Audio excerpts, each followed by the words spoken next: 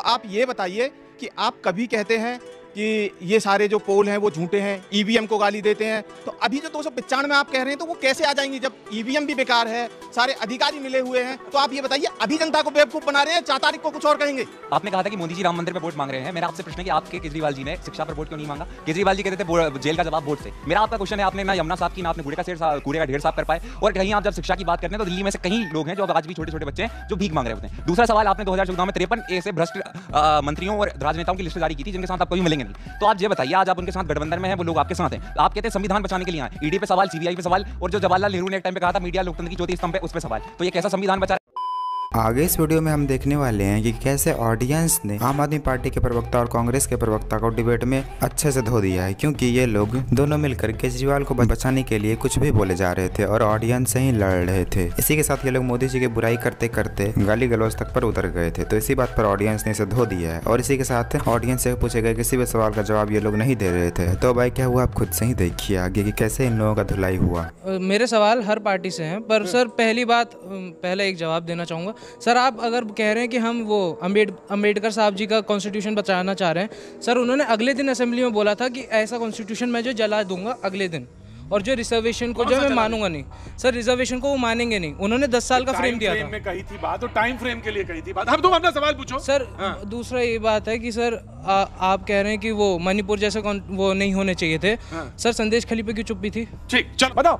मेरा सवाल sir BJP से प्रवक्ता से है सर। त्यागी जी से।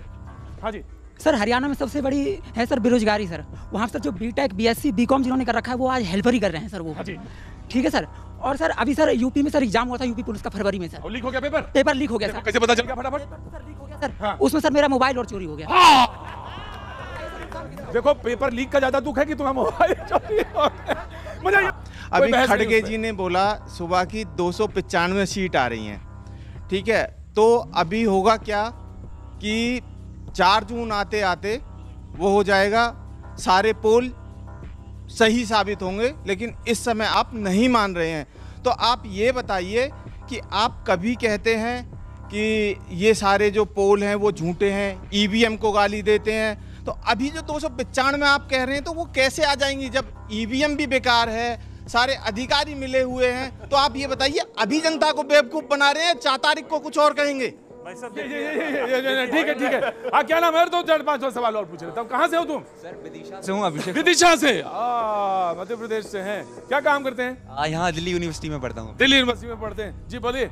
मेरा क्या नाम है? नाम तो बताइए। अभिषेक सुमन। अभिषेक सुमन जी, बोलिए। मेरा प्रश्न है एबीपी पार्टी के नेता से। आपने कहा था कि मोदी जी राम मंदिर पे वोट मांग रहे हैं। मेरा आपसे प्रश्न है कि आपके केजरीवाल जी ने शिक्षा पर वोट क्यों नहीं मांगा? केजरीवाल जी कहते थे जेल का जवाब वोट से। मेरा आपका क्वेश्चन है, आपने ना यमुना साहब की ना आपने कूड़े का ढेर साफ कर पाए, और कहीं आप जब शिक्षा की बात करते हैं तो दिल्ली में से कई लोग हैं जो अब आज भी छोटे छोटे बच्चे हैं जो भीख मांग रहे होते हैं। दूसरा सवाल, आपने 2014 में 53 ऐसे भ्रष्ट मंत्रियों और राजनेताओं की लिस्ट जारी की थी जिनके साथ आप कभी मिलेंगे नहीं।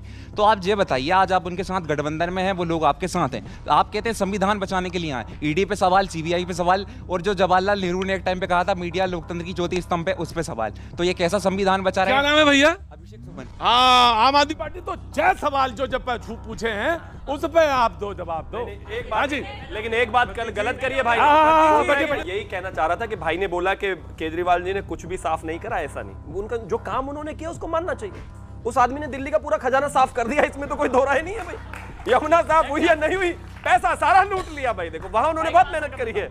मैं भाई के सवाल का जवाब दूंगा, ईडी नहीं भेजूंगा, पहली बात। दूसरी बात देखिए, अरविंद केजरीवाल जी इकलौते नेता हैं जो कहते हैं कि हमने स्कूल बनाए हो, अस्पताल बनाए हो, बिजली पानी मुफ्त आओ तो हमको वोट देना या मत देना। मोदी जी दूसरे नेता हैं जो कहते हैं कि हमने गाय ले ली, मंगलसूत्र ले लिया, मटन ले लिया, ताम झाम की बातें करते हैं, मुद्दों की बात नहीं करते। दूसरी आ रहा हूँ जी। बेटा बोलो, क्या नाम है तुम्हारा?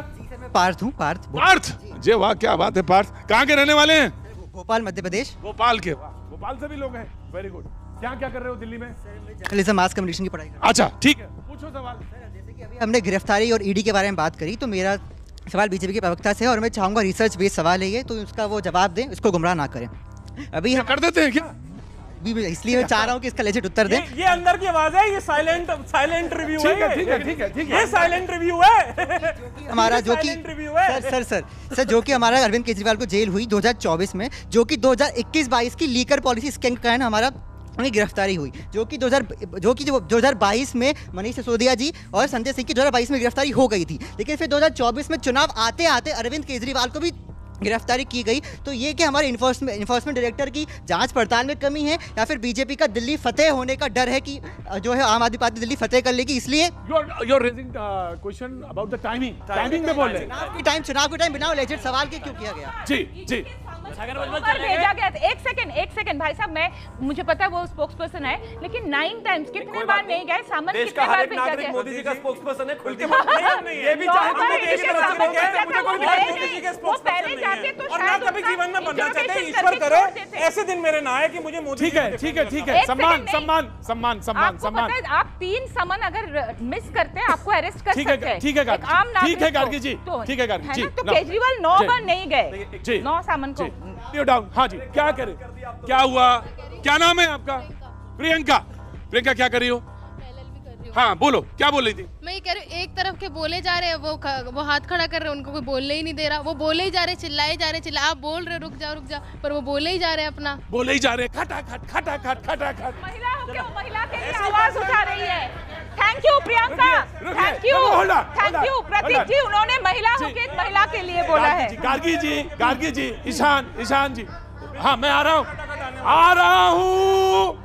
हूँ। ईशान जी ने कहा कि जो भाजपा में आता है वो भ्रष्टाचारी आता है या लूट जाता है। मैं ईशान जी से कहूंगा, इतने कांग्रेसी इतने भ्रष्टाचारी पाल क्यों रहे थे आप लोग? इतने भ्रष्टाचारी पाल क्यों रहे थे? अब सबके केस में पहली बात, दूसरी बात, भाजपा में आके जब वॉशिंग पाउडर क्लियर हुआ तो अपने रख पाले क्यों थे? कांग्रेस के प्रवक्ता और आम आदमी पार्टी के प्रवक्ता ये दोनों अभी तो मिल गए हैं चुनाव के पहले तक, लेकिन जब ये लोग हार जाएंगे 4 तारीख को, उसके बाद एक दूसरे पर सारा आरोप थपेंगे कि इसके वजह से हम हारे, तो आम आदमी पार्टी बोलेगी इसकी वजह से हम हारे। और इन दोनों का लक्षण एक ही है, जब भी इन लोगों से कोई कुछ पूछ देता है तो ये लोग ऐसे ही बौखला जाता है और जवाब तो कभी दे नहीं सकता, क्योंकि इन लोगों के पास कोई जवाब होता ही नहीं है। बस इन लोगों का एक ही काम रह गया, ऑडियंस से लड़ना। इसीलिए ये लोग टाइम पर अपनी बेइज्जती कराते भी रहते हैं हर बार। खैर, आपको अगर थोड़ा सा वीडियो अच्छा लगा तो वीडियो को लाइक कर दीजिए और ऐसे ही वीडियोस के लिए आप हमारे चैनल को सब्सक्राइब जरूर कर लीजिए। हम मिलते हैं बहुत जल्द किसी और वीडियो में।